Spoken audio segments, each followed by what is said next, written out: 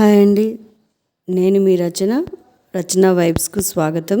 నేను ఇవాళ మీకు కోడిగుడ్డు కుచ్చ చేయడం చూపిస్తున్నానండి. ఇందుకోసం 7 ఎగ్స్, పావు కిలో ఆనియన్స్ తీసి పెట్టుకోవాలండి. ఆనియన్స్ చిన్నగా కట్ చేసి పెట్టుకోండి. ఒక ఫ్రై ప్యాన్లో ఒక 5-6 పచ్చిమిర్చి చిన్నగా కట్ చేసి వేసుకోవాలి. కట్ చేసి పెట్టుకున్న ఆనియన్ కూడా వేసుకొని కాస్త ఫ్రై చేసుకోవాలండి. నా వీడియోస్ లైక్ చేయండి, నా ఛానల్ సబ్స్క్రైబ్ చేయండి, బెల్ ఐకాన్ ఆన్ చేయండి. బెల్ ఐకాన్ ఆన్ చేయడం వల్ల మీకు నోటిఫికేషన్ వస్తుంది. నా వీడియోస్ మీరు మిస్ అవ్వకుండా చూడవచ్చు. ఆనియన్ కాస్త ఫ్రై అయ్యాక అందులో రుచికి సరిపడా సాల్ట్, పావు టీ స్పూన్ పసుపు, హాఫ్ టీ స్పూన్ మిరియాల పొడి వేసుకొని బాగా మిక్స్ చేసుకోవాలండి. అవి కూడా కాస్త ఫ్రై అయ్యాక అందులో 1.5 టీ స్పూన్ అల్లం వెల్లుల్లి పేస్ట్, 2 టీ స్పూన్ల కారం వేసుకొని బాగా మిక్స్ చేసుకొని ఫ్రై చేసుకోవాలండి.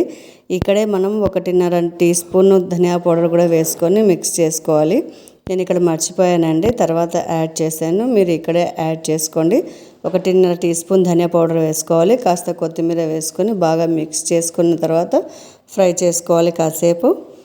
కాస్త ఫ్రై అయ్యాక ఇందులో మనం బాయిల్ చేసుకోవడానికి సరిపడా వాటర్ వేసుకోవాలండి. ఇక్కడ 1 కప్పు వాటర్ వేసుకుంటున్నాను.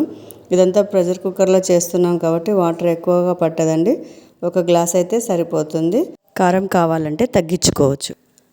అది కాస్త వాటర్ బాయిల్ అయ్యాక మనం ఎగ్స్ తీసుకున్నవి ఎన్ని తీసుకుంటామో అన్ని ఎగ్స్ ఇక్కడ యాడ్ చేయాలండి. ఎగ్స్ విడివిడిగా వేసుకోవడం వల్ల వడ్డించేటప్పుడు ఈజీగా అవుతుందండి. ఒక్కొక్కటిగా మనం సర్వ్ చేయొచ్చు అన్నమాట.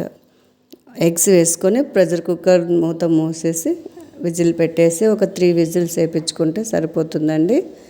ఎంతో రుచికరమైన ఎగ్ కుచ్చా, మేము అనేది కోడిగుడ్డు కుచ్చా అంటామండి, రెడీ. ఇది చాలా టేస్ట్గా ఉంటుందండి చపాతీలోకి. మీకు ఎంతో నచ్చింది అనుకుంటున్నాను ఈ వంట. మరొక వంటతో మిమ్మల్ని కలుస్తాను. ఎంతమందికి నచ్చిందో కమెంట్స్లో పెట్టండి. మళ్ళీ మిమ్మల్ని కలుస్తాను.